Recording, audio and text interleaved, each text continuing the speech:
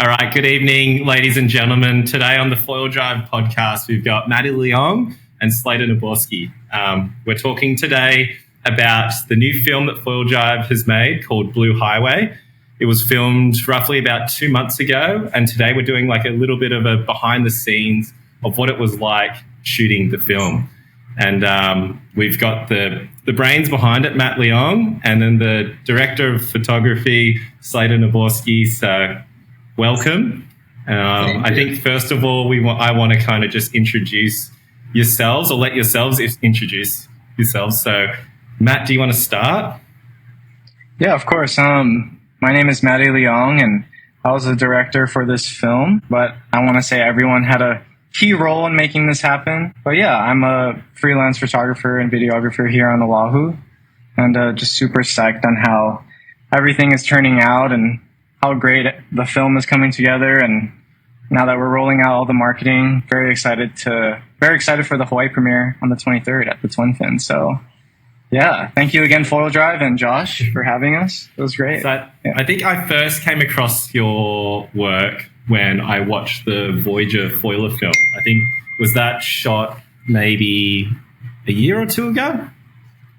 Yeah, that's that was like, I feel like our very first foil-esque, professional video. But yeah, that was in 2022 in August. So quite a while ago, and it's crazy to kind of see how everything has evolved since then, and how many people have entered the sport since then, and how many other sick creators are making foil content like Slater. So yeah, that was kind of like our first film with lift foils, and that was also a fun one, just kind of talking about foiling in Hawaii. Yeah, I got to say, I think that was the first polished foil film that was created, and it blew my mind. That I was already, I think, just started downwinding then, but that was just like what super engaged me and just kind of made me want to join the community even more. Sick. Yeah, that was just a fun experience, and it was like just fun figuring out how to, get all these really cool shots, and how to get, how to rig up our camera to be stable on a boat and hop on a ski on the back. And it was just really fun experience just doing that, and great people. So Slater, yeah. I met you first on this trip, and I've, same thing, seen a lot of your work through Armstrong. I got to say, this red camera stuff is completely next level. Yeah. Do you want to kind of just give yourself a little bit of an introduction? Yeah, for sure. My name's Slater Neborsky, and I pretty much I got my whole cinematography career kind of started in surfing. I didn't really do the foiling at all, didn't see it. I mean, on Maui, foiling kind of just started a few years ago, or, got extreme. But before that, it'd be one random person foiling. And you're like, oh, that's pretty cool, but didn't really think anything of it. There's one kid that did it every day at Hokipa. And it was just that one kid that foiled. And I always shot surfing. So I worked full time for Albie Layer and Matt Mayola for years shooting surfing, just 8 hours a day sitting on the rocks, just shooting surfing. And so that's kind of how I got my start in this industry. And foiling came about, and I got the first foil job that, oh, we got this new foil we want you to shoot. So I started kind of figuring it out, and slowly I kind of stopped shooting surfing completely. I did it almost for fun. Yeah, sure, I'll go shoot you guys surfing, but foiling was what I was shooting daily. And on Maui, we just had so many good athletes coming up. I shot a lot with Annie for lift, and then Cash, obviously, with Armstrong started just booming. So that's kind of where I started with foiling. I go, oh, this is kind of what I want to do. So then it was all like Matt was saying, how do we shoot? It's really hard to shoot foiling. It's fast, usually super windy, which is not ideal. And then out in the middle of the ocean, it's really difficult. Surfing is wave breaks here, surfer does turn here. That's pretty much it.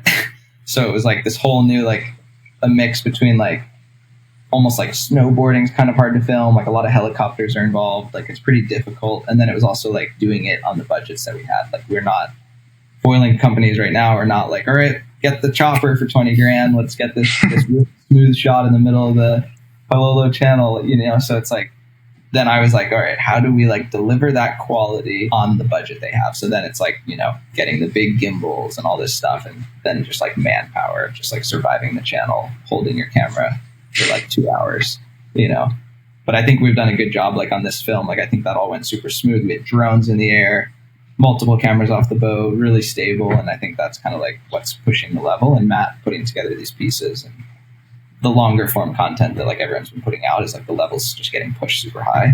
So that's kind of our job now, is to like keep up with it and continue to like set the bar higher, Yeah, I love that. I feel like, you really nailed the level continuing to just go up and up. Yeah. And I think brands need to keep at that level now, because or else if they push out, your average GoPro content, it's just not going to make the cut. So I think that's great for guys like you, because you guys are going to get booked, which is awesome.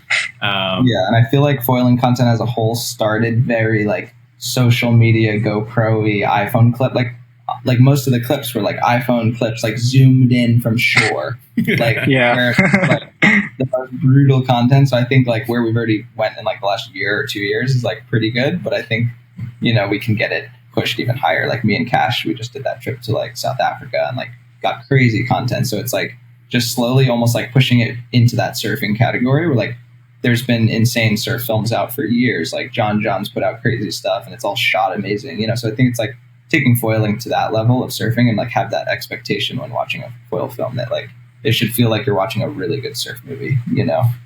That's interesting though, because like you said that you went from solely shooting surfers, and probably two of the best surfers in the world, like for what they do, like airs and stuff, like high performance. But then you said that like petered off, right? And then now foiling's kind of taken the stage, and like I don't know if it would be like more money, but like maybe more opportunity coming from it, and surfing's kind of like, I don't know, would you say it's like it's been flooded the market, or is it more just like it's dying kind of industry? I mean, I think the industry is not doing amazing money wise. Like it's not easy to make money or get money to make films. Like it's just not there. Like unless you have like top guys, then there's not a lot of money. And then everything's been done to an extent. Of course, there's always something more you can do, but it's a little less motivating to try to make a surf film with the amount that's out there. So that's what kind of like inspired me. I was like, there's no such thing as a foiling film. So we have the opportunity to like make all these great pieces that haven't been made, and pretty much like create some content that in like 10 years from now, you'll be like, oh, that was like the first foil film. Versus like surfing, it's like how many surf films are there? And then like every year you're trying to put out another one, and it just gets like a little, I don't know, it's fun to do something new. Yeah, I love that, because I come from a bit of a surfing background, and I feel like with all these foiling adventures that we're doing, they are kind of like the first maiden time someone's done that. And the way that I try and think creatively is that like, for the next project, what hasn't been done yet? And to be honest, a lot hasn't been done yet. Exactly. So it's kind of easy to make these projects up. And the hardest thing is like to either fund it yourself or get funding from a company. But it's exciting. I find it super exciting. Yeah. And I think a lot of the companies are like getting into like, oh yeah, we can throw you some money for that project. Like I think they're like getting more psyched on content. So it's good for everybody, the writers, it's good for them, and it's good for us to start creating these projects. So Matty, how the hell did you start filming foiling? Like, do you foil or do you surf, or like how do you just one day just end up like get into foiling? I occasionally surf, but I'm shooting mostly surf. But yeah, I just met Jack. It was through Jack. Like I met Jack, I think 2 or 3 years ago, and I was like, oh, dude, like, do you want to shoot some surf? And he's like, no, but I'm going to go foil with my friend Nick Kapule out at Tongs. Like, do you just want to come? And I was like, yeah, why not? I wasn't doing anything, like, just trying to get better at swimming at the time, and just, swimming in a lineup. And we just went out, and then all of a sudden, just Jack and Nick are just doing flips. I was like, what in the world? Like, I didn't even know you could do flips. So they were just like back and forth, just smiling that day. It started raining, and they just started doing like backflips and like kind of like skating tricks, just like ollies, and then just grabbing the rail and just kind of doing a pose. And yeah, after that, I was like, wow, like this Jack kid is really cool, super nice kid, and always stoked. Are they the iconic shots that of like Jack doing a flip with the sunset and the hotels in the background? Yes, that's sick. Yeah. That was like a different session because I was like, wow, like how sick would it be to like get Jack doing a flip over like Diamond Head or something. But yeah, that was kind of like my first session with them, was just foiling, and I was like, oh my gosh, this is not surfing. Like, where do I even sit? They're just like going everywhere, and I'm like, oh my god, please don't hit me, like, because the wings are so sharp. I was like, oh gosh, it's like way more dangerous. But yeah, and then since then, I think I was just like, I don't know, I was like, well, this is so new, and Jack is just like this really cool guy, and foiling was so new. I was like, yeah, why not? Like, let's just keep shooting and keep having fun. And, you know, surf will always be around, but it's windy most of the time. So might as well just shoot something and be in the ocean, you know?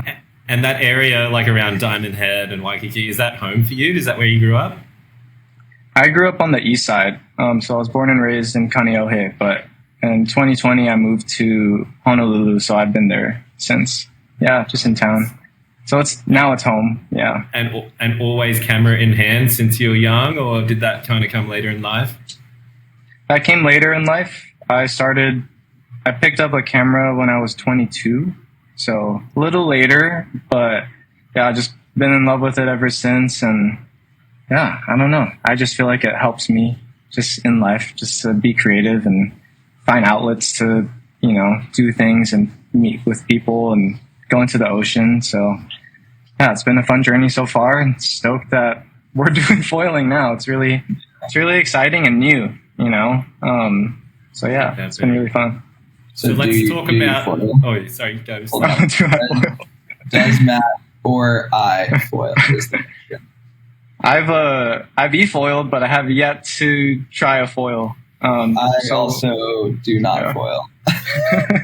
So, I would love to. Okay, so as non-foilers then, is it hard to predict where foilers are going to go? Or have you been around them enough now where you kind of figure out their lines? And yeah, go for it. I feel like I have it kind of dialed now. Like it's like surfing. Like you can kind of like read exactly what they're going to do to an extent. Foiling is definitely a little bit more like all over the place because they can do that. But I feel like I've kind of figured it out and like not got my head chopped off yet. So that's good. I feel like too, a lot comes down to the rider if they know how to film as well. Like work with a 100%. Filmer. Is the amount of times I've seen like a good rider and they'll be doing like flips like 500 feet away from the camera. I'm like, what are you doing, bro? Like, we're here to shoot. Like, go work with the filmer. Stop doing your thing like a mile down the beach. Yeah, that's super annoying. Yeah. But let's kind of dive into this project, the Blue Highway, and let's talk about how it started. What was the original concept, and how it evolved from there, Matt? Yeah, well, I know Jack had the idea of doing the Kaiwi channel on foil drive, right? And he was kind of looking for, I guess, a partner to kind of, you know, fund that idea and make a film out of it. So yeah, I think you or Jack, right, Josh, had the original idea, and then Jack I just can't kind of take credit. It was definitely Jack. Jack came with the idea, pitched it to foil drive, and we were super keen on it. So, and obviously I was vouching for you guys big time because I know the stuff that you guys have produced before, and I was excited to be involved in a project like that. So with the concept in mind now, I guess we got together a bit of a plan. I kind of wrote like a bit of a storyline that I wanted you to A-OK it, because I know it was your guys' idea. I didn't want to steal the show or anything, but I was like, I love to go into these projects with a bit of a structure because, you know, when we've got 5 days to shoot, if you're kind of going like, oh, we'll just go with the flow, like sometimes nothing happens. So I think we got extremely lucky. Like the week that I came over, we had bombing surf for the South Shore. Like I've actually never seen the South Shore of Hawaii that big and good before. Like I was like, wow, it's always like knee high and, you know, tiny. And this was easy 6 foot. Like, and just coming off the tail end of a super rainy few weeks ago. Yeah, it was crazy because I think the timing worked perfectly. Like before you came a few days ago, it was kind of raining on Oahu. And then, just big surf came and you landed. And I think those next few days when we were shooting, it was like pretty good size. And I was kind of worried. I was like, oh man, I hope whenever you like do projects around the ocean, you're like, I hope Mother Nature kind of works itself out, because you kind of plan, ahead of time, and you're like, I think the forecast should be good. But yeah, I mean, it was epic, and Slater sent it into some surf. Yeah, crazy. Yeah. It was so fun. I think the first thing that I remembered was we had like a early morning session, which was out at Old Man's, I think, which is in like near Waikiki, and we had an epic session. What happened to the drone? Yeah, so that morning was insane. The sunrise was beautiful. We got like really beautiful clips that you'll see in the film. But yeah, I was about to send my second battery up, and I guess my drone just decided to fall straight back down into the ocean as I was taking off. It was probably my fault, but yeah, I saved the memory card. I was like, oh my gosh, like I don't even care about this drone. Like, let me just save this memory card, and it was saved, and you'll see those clips in the film. It was bombing. Like, I was shocked. I was like, damn, these guys are sending it. Like, oh my, they're going so fast. My drone was straight up in sports mode. I was like, dude, I gotta throw this thing in sports mode. Like, you guys are going so fast. But that was like, has that, like, as a drone guy, has that happened? Like, I know I'm really good friends with Ben Taylor, and he said he's lost like over 10 drones. Like, is that just something that you kind of have to do if you want to put the drone in these spots to film these? Yeah, I mean, yeah, I feel like if you're a drone pilot, you probably lost a few drones just sending it into insane surf, because the spray is so crazy on a big day, but you still want to get the shot. So you just kind of, you push it a little bit, but sometimes you push it too much. Yeah. So now I'm learning to like have multiple memory cards just in case. Exactly. Every battery swap. Dude, yeah. That's my rule. Time I swap the card. Interesting. So this is kind of the stuff that I really wanted to kind of extrapolate from you guys, Yeah. because like if you send a drone out you'll just feel dumb if you send a drone back out that has footage on the card. Yeah. Like you could have pulled the card when you have the chance. So you might as well, every time I do a battery, just do a card. Boom, boom, boom. Okay, so how quick are these changeovers then? Like, is this like a F1 kind of pit stop? Have you ever seen like pit stop? Yeah, it's replace the battery and then send it back up because it's firing. You just want to get back out there and not miss a wave. Like, yeah. And what's the standard of drone these days, boys? Like, what is it? The DJI? What's it Mavic called? Like, yeah. Mavic 3. That's the one. I'm waiting for the Mavic 4 to come out. Yeah, but right now everyone's rocking the Mavic 3. Yeah. Epic. And is that pretty much what you guys shot a lot of the drone stuff? Yeah, we shot on the movie? DJI Mavic 3 and Nicky's FPV drone with his GoPro. Yeah. But it looks epic. That blew my mind. But that's another whole league, nother right? league. Like that doesn't match up to what DJI is doing. Like, this is full like backyard, full manual, 90 miles an hour, which is the opening. Yeah, which is the opening scene, right? Do you want to kind of explain kind of that? So that's an FPV drone versus like the surfing stuff you guys shot. Yeah, the opening scene of the film is an FPV drone shot. So when you watch it, or if you guys are listening to this after you watch it, like that was FPV. And I feel like it just gives it more epic, point of view perspective. Way faster. You can send it down, cliffs at an insane speed that you can in the Mavic 3. Full manual, so you have full control. FPV pilots always wearing the goggles, and they're just like, wearing goggles, super focused. So yeah, that was like so sick to have, because I feel like not a lot of foil stuff is on FPV, just because I feel like there probably is, but not too much, because I feel like the timing, and it's not like you want to go film a session on FPV unless you want to, but it's a little bit more unique in terms of shots. And yeah, it's epic. Brought so much more life to the film, in my opinion, than just our normal drone shots you see. Yeah, shout out to Nick Yee, the FPV pilot. Let's talk a little bit about your team, because before this trip I hadn't met anyone in your crew, and I think you literally brought the powerhouse to this. Yeah, I just so when you guys were producing it, and Jack was like, "Oh yeah, just go find your production team." I don't know. I just thought of Slater because I don't know when I saw Slater's work, but when I saw it, I was like, damn, this guy is like insane, soul dialed. The only other guy too that's shooting foiling and it looks just so beautiful and crisp. And I was like, dude, we need to level up here in this film. We need to make it look sick. Had you guys worked together before this film? No, that was our first time. Oh, yeah. epic. We knew who each other was because he was like kind of like the Oahu. We were doing all this, and I'm over on Maui doing it, and we're like both kind of doing the same thing. We're like, oh, we're on something here. And I was, yeah, Nice. I wanted someone that, you know, like is super experienced, but also at a super high level, you know, in terms of quality. So, yeah, I just reached out to Slater, and I was like, oh, I hope he's free. Like, and he was, and it worked out. So epic. That was fun time.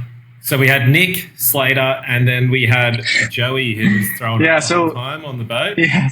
So Nick was our FPV pilot because I'm too scared to fly a drone in the channel. And then we also had Joey Samonte, who was our photographer. And yeah, he was a little seasick because we had to go up the channel and then, you know, back down the channel. So if you're not used to that all the time, I can see why. Yeah, give us a bit of a rundown, Slater, because you've done that channel crossing a few times. Like, what's it like? I know for me personally, when I'm in a car or in a boat and I'm looking at a screen, I will get seasick or car sick. Like, for me, that's just like something that I know. And I went to the pharmacy the day before and I even told all the boys, I was like, I'm getting seasick tablets because I don't want to be sick for this trip.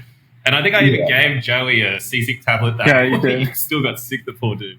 But give us a rundown of like, what's it like? You know, with all there's a lot of camera gear you guys are bringing on the boat, heaps of Pelican cases, like, Yeah, so I mean, for me, going upwind or up any of the channels, like EV, Pailolo is a no. Like, I don't do it. I never go upwind. Like, I'll fly no matter what because, one, it's rough. And then if you're going to turn around and film the whole way back after going up, it's like just such a day. The other thing is, like, you try to pack all the camera gear. Like, if you're going to go upwind, like, it's most likely going to be like the hull of the boat just going just the whole time for 2 hours, just slamming, which is like super not ideal for any electronic. But you guys are all like, all right, we're taking the boat up. I'm like, really? I'm like, we're taking the boat to Molokai. I'm like, that's like, I've never done that. I've always gone downwind because I've done a couple like Molokai to Oahu, like going back, and it's been like deadliest catch out there. Like, it's the craziest seas.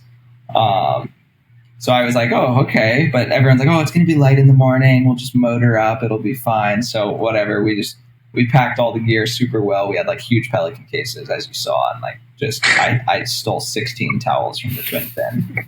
And I just packed my entire Pelican case, my gimbal, everything fully rigged up so I could just like pull it out and just power on and go, which worked out super nice. I did return all the towels. Don't worry. But, it worked out really good. And I mean, I was like asleep on like a beanbag chair on the way up for a bit, but the other dude was definitely throwing up a lot. But the rule of thumb is just like downwind is the only way to do it. Try not to go upwind if you can avoid it. But staring at the monitor, I mean, for me, it's fine. Like, the gimbal's so smooth. If you're looking through there, you don't even know you're on a boat because the horizon's perfect. So that's my theory. It's all just smooth in there. So look through here and it's like butter. But I think some people have a hard time looking at the screen for sure. So I think, I don't know if you want to give away all the secrets that you did, but like the night before when we were setting up your camera gear, you kind of were using a setup that you've never used before, or I don't think anyone's really used before shooting foiling. Right? Yeah. I mean, what I used like a Movi Pro gimbal, which is kind of like the heavy duty, like industrial solution. It's used on like a lot of like big films and commercial jobs and everything. In the past, I've used like a smaller lens on there and I've done the channel crossings and it's been super good. But I ran a 70 to 200, which is like 200 is pretty long to be like trying to control in a channel. But that gimbal is like so tried and true. It's just a machine, and it was amazing. Like even at full 200 millimeters, you guys way out in the sea, it's still just like held. It just held perfect. Like, I mean, I didn't see all the footage, but I'm sure Matty got to see it all. Oh yeah, so epic. But that gimbal is like insane. I mean, I've done it out of like helicopters where it's just like holds perfect, never messes up. So definitely like one of the most important tools for me in that scenario. Because I mean, shooting off the boat's always been a challenge. Like you've seen people use those huge like shot overs, like they hang off the helicopter and they mount them on the front of the boat, but it's like this huge like $20,000 day. And what I'm getting is pretty much the same thing and at like a much easier solution, you know. So it's a good way to go about it. Did any of your stuff get messed up or anything? Everything survived. Oh, luckily. Nice. That's good. That's really good to hear. Because I feel like things can go wrong so easily on those type of trips. Hey, like, I guess. Shout out to that boat. Super good. You want to, if you're shooting off a boat, you really want a rat-in. The rat-in so smooth. Like the boat to have. Low splash. Yeah, smooth, no splash. Like some boats, it's like waves coming over the side. And I've had that, and it's not fun. But the rat-in fishing boats are like insane, next level.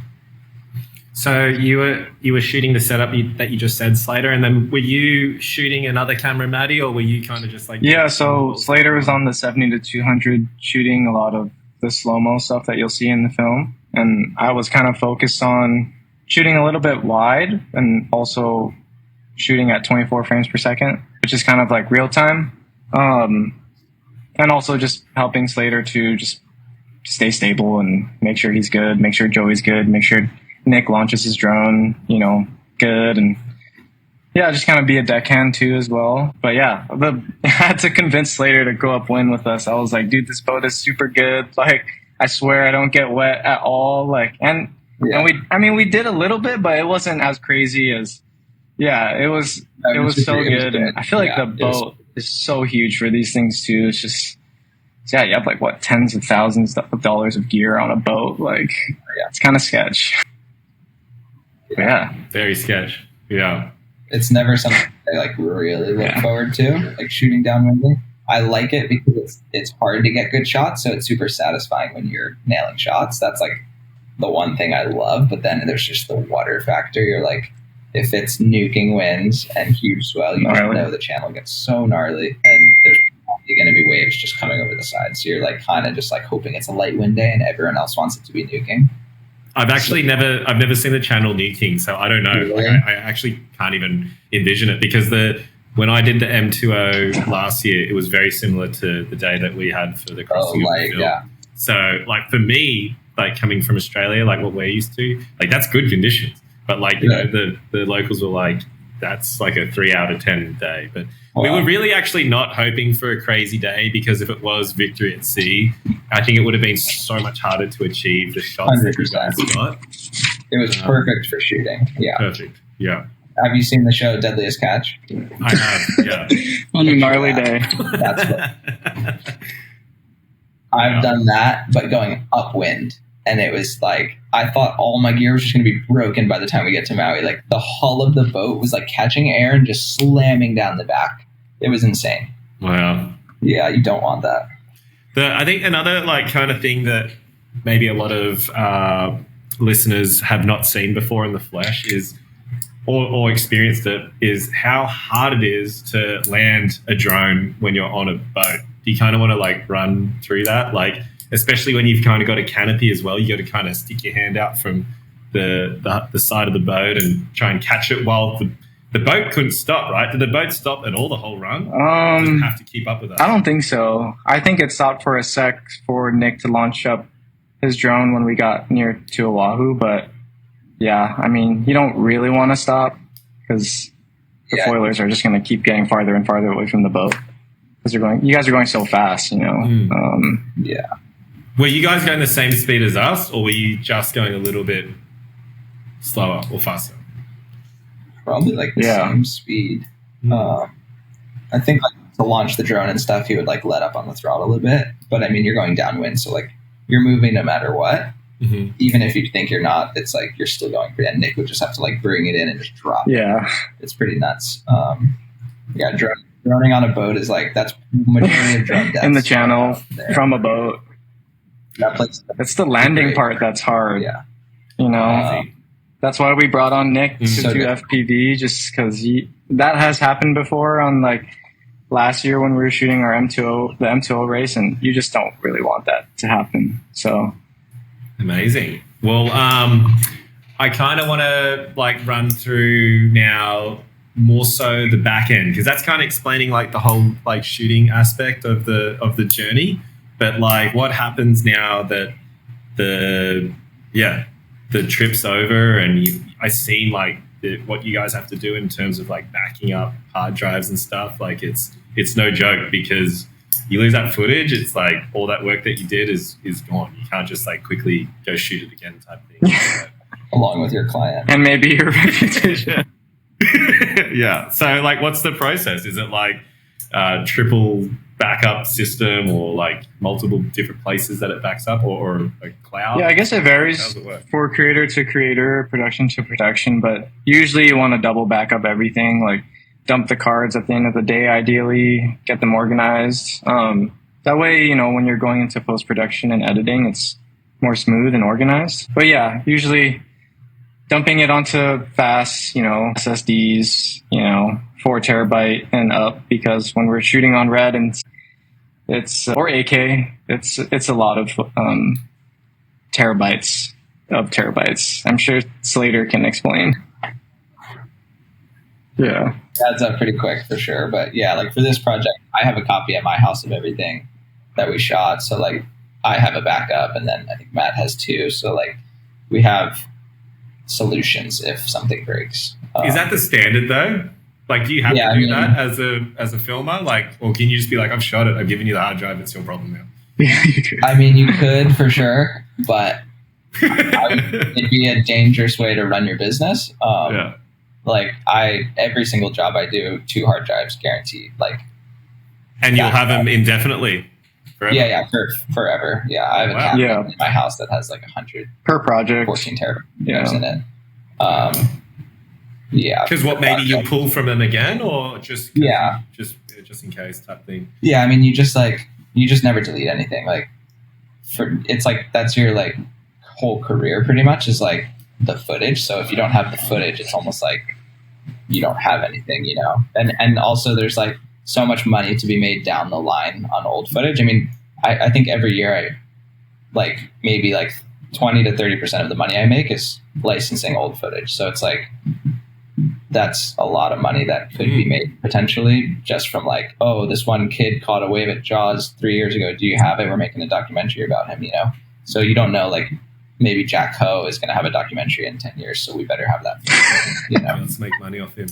Yeah. So, hey, I'm ready. So.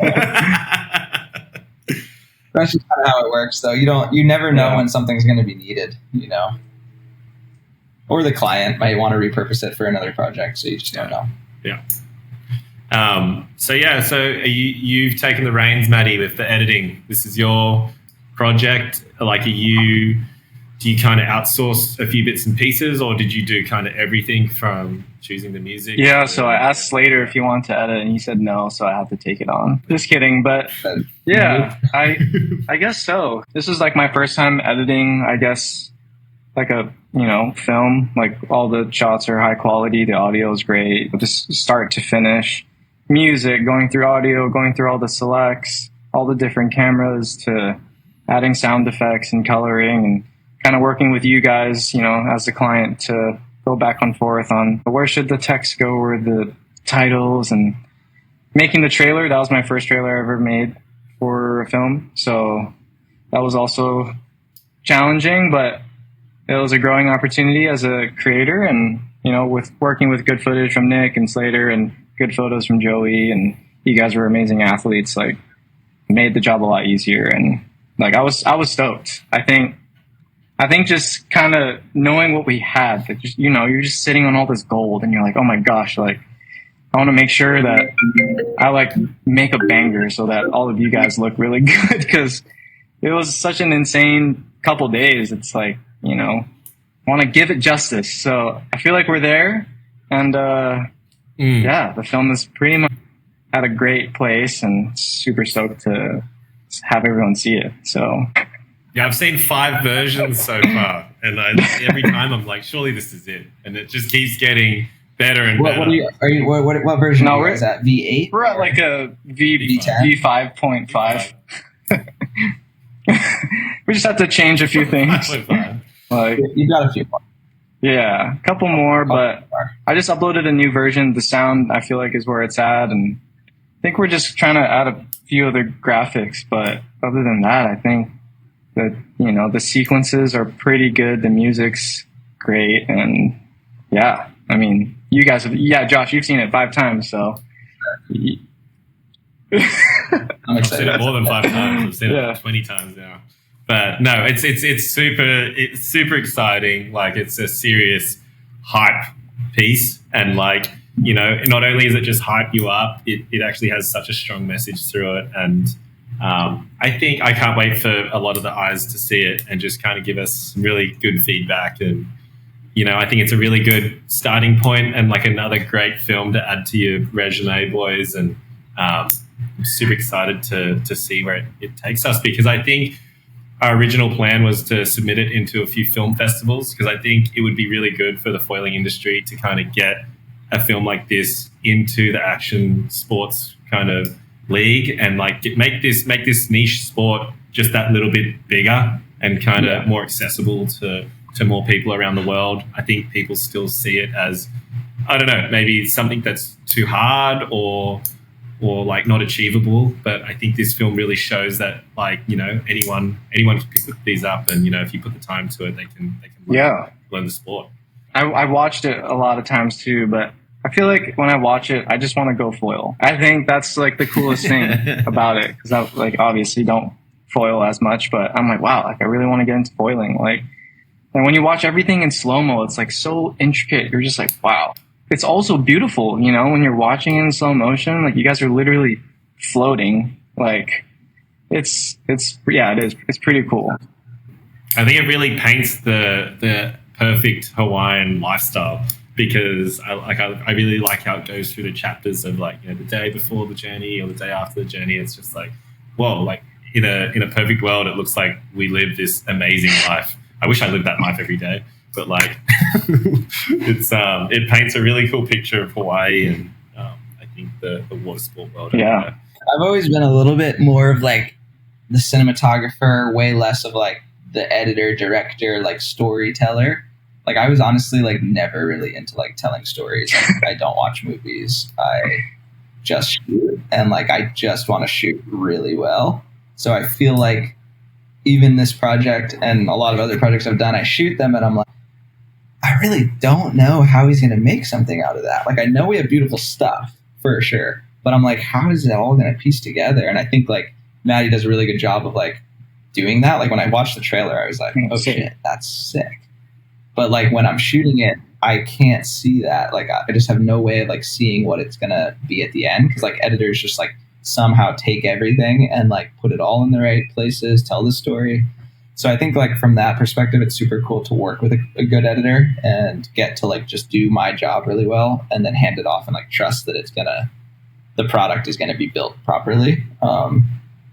So that's kind of been fun. Like, I feel like a lot of times I don't have like that whole process in place where like either I have to do everything or the editor's not so good. But I think it's cool that we all kind of shot it and then he was able to like take it and build the whole story. And like the trailer looked amazing. I'm excited. I'm going to check out the film after this pod. Gotta give it a watch. I haven't seen it yet. So.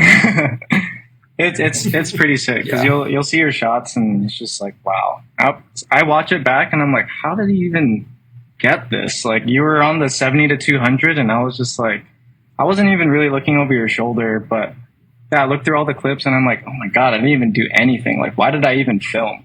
Like, Slater basically just got all the money shots. Like, wow.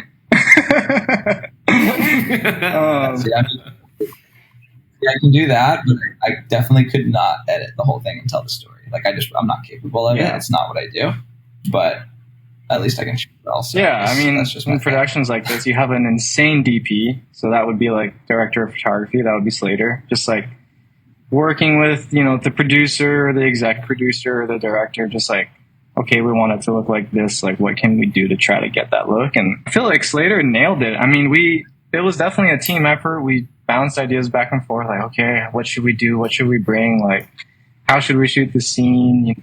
Finding interview spots. And then Josh, you interviewed all the athletes really well. And, you know, it got them to bring out their their personal story. Shout out to Josh, capturing that athlete perspective, but yeah, it's like everyone needs a good DP, sorry, go for it. Yeah. And being able to ask all the, like about the interviews, it's like being able to ask all the right questions to get what you want out of all those people. Mm-hmm. It's like, that's super difficult to do. So it was nice to have Josh do that. Like that's definitely something he's like stronger at than I am for sure. So that's like just, a small thing that's actually like a big thing, because if you don't have good interviews, then it's going to be really hard for then Matt to tell the story. You really need like every single piece to line up. We went through like 3 different interview setups. I think we like set up yeah, no, it was fun. Everything. Is this the largest film that you've done in terms of like length? For me, yes. I think length and quality and depth of the story, I'd say. And did you think, like, was that a challenge for you because you're used to like shorter kind of films, or does it like, where do you cross the line of like, okay, I don't know, you need to think more about the whole storyline versus it just like a hype clip, or just kind of give us a bit of a breakdown of how it was for you to... I think what was challenging for me was making sure that I highlight all of 4 athletes evenly, because it wasn't like a piece on one person or like 2 surfers. It was like 4 of you guys. So it's like, okay, like, which person should go first in the video to kind of introduce what we're doing. We had Jack, the other athlete, who's done the channel crossing a lot of times. So how do we bring in his perspective? And then, Paul, this was his first time doing it, so bringing his perspective, and then you Josh, coming from Australia, like, and then diving into this Hawaii community of foiling, like how can we relate that too, and then how can we tie it at the end of everyone's individual journey to make it inspiring, leaving you with wanting more, wanting to foil. So yeah, that was a challenge. 4 characters versus like my usual 1 or 2, and then just sifting through the clips. I'm like, damn, we got Paul doing a freaking 360 flip here. We got Josh just freaking charging down like a fat wave. We got drone clips and FPV clips. I'm like overwhelmed with all these beautiful clips. And it's like, how do we, use the A clips and the B clips and kind of like, build up that hype and, the channel crossing and then the come down. I think that was like a challenge too. And I think it was a good challenge. It was a healthy challenge as like first time editing something that's 16 minutes. And now we're at the end, and I think it's great in my opinion. If you had like endless amounts of budget or like time, how would you do it differently, or what? Is it bringing on a bigger team, like to take the load off yourself, or is it like doing crazy shit with like helicopters and freaking jet skis, or like, I'll let Slater answer this because I'm sure he has a million ideas. I don't know. I mean, a helicopter's never a bad thing. Because what does a helicopter get besides a drone? You can just get a better camera. Better aerial shots. Yeah, you can like have the red on the heli, and then you don't have to worry about landing the drone on the boat. You can do crazier stuff. You can use longer lenses, which will like compress the background, so you could like really like pull a wahoo in, and like you could be shooting like a 200 mil out of a helicopter, and it would look insane. Maybe some like phantom camera super slow-mos would be sick out in the channel, because it's so rough out there, to like really slow it down. It's cool. Where else can we spend money?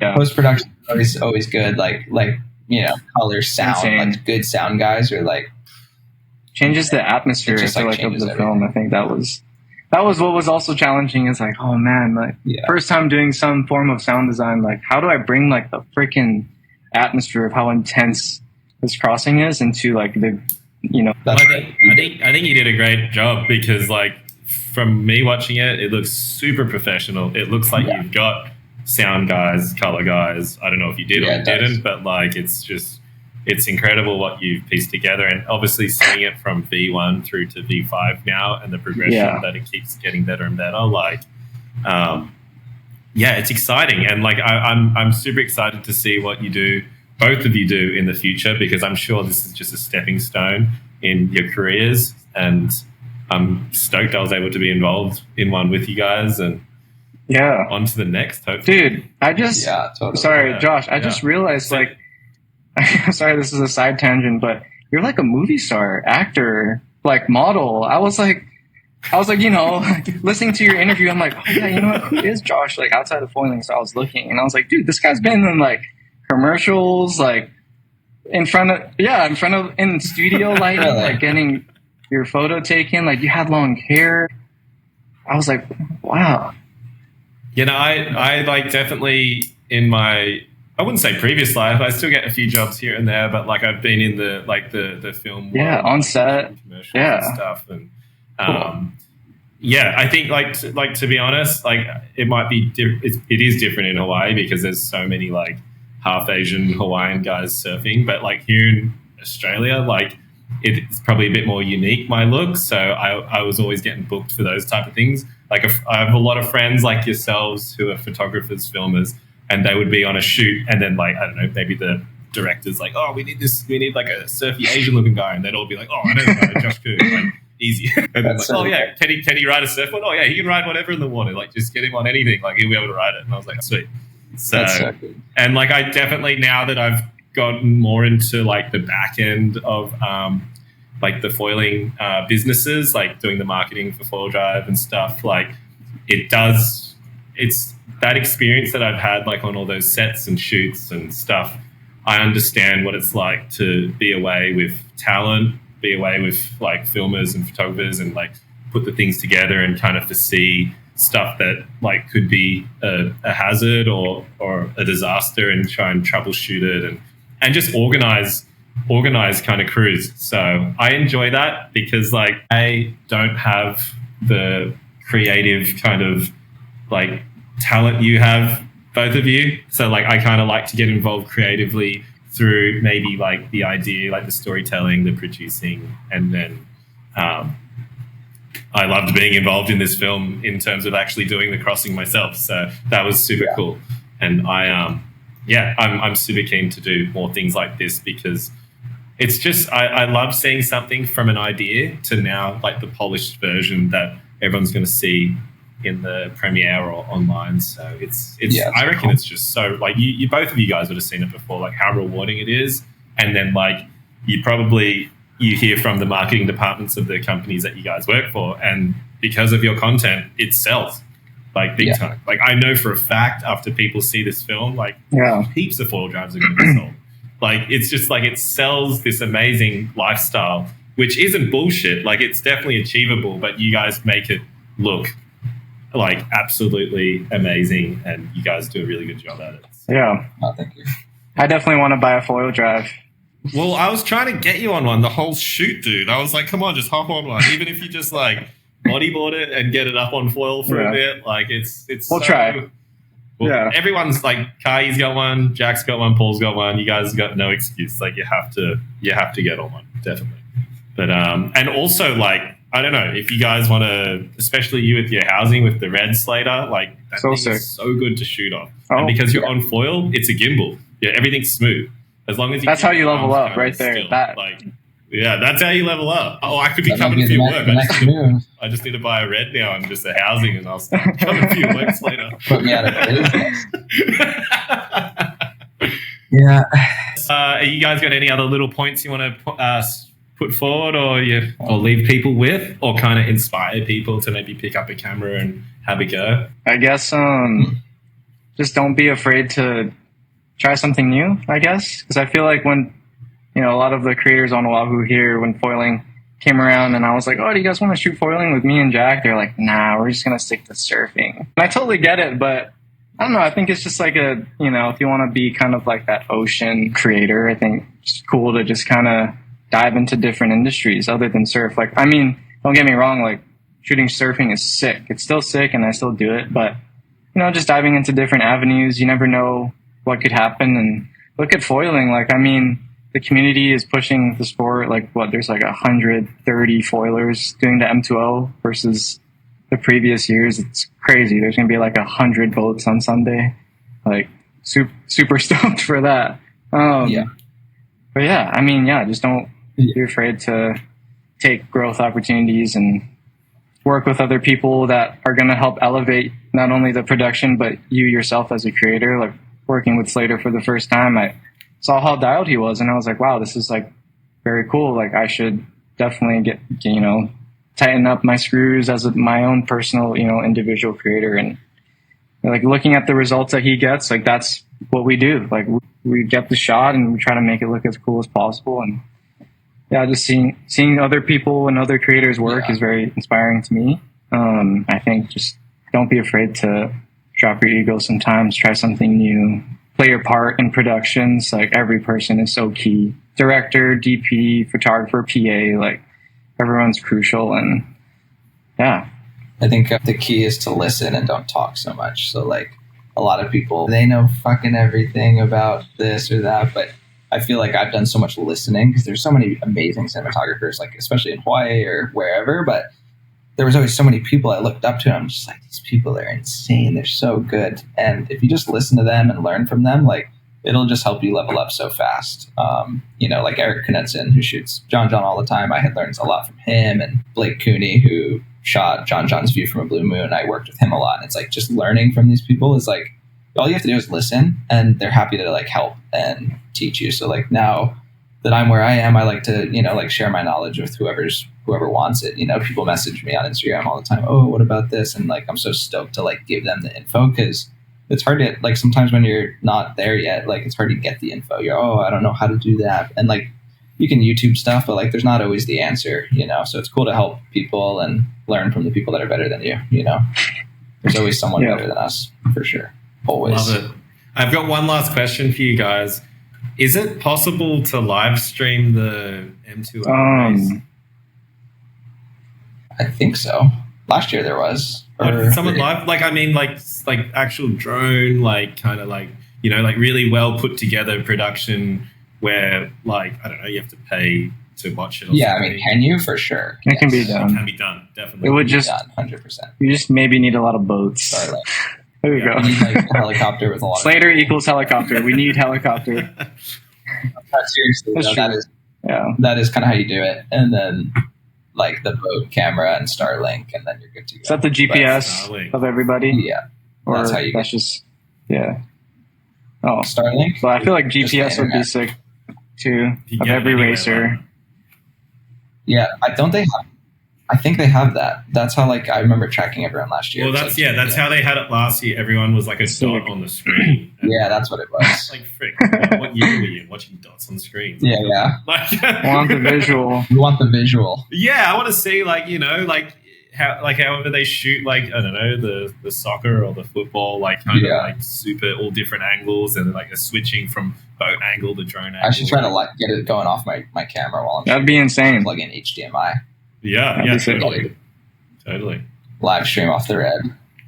I would like to just use this moment to just kind of advertise that the premiere of this film, The Blue Highway, is on the 23rd of July, and it's at 7 p.m. going till about 10 p.m. roughly, and it's at the Twin Fin Hotel in Waikiki at the Coconut Club. It's free tickets, but there's only limited amount of space to go, limited amount of tickets, so you can RSVP. There'll be a link on the bottom of this.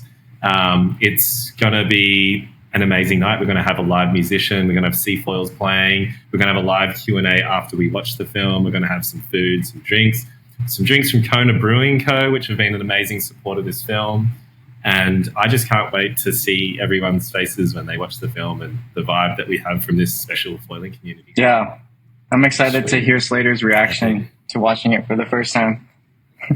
All right. Well, thank you very much, boys, for the time. It's been really cool diving into the back end of this movie. I think a lot of people don't actually understand how hard these things are to get across the line. And it was a pleasure working with you boys. And same. Thanks, Josh. Thanks for having us. All right. See you, boys.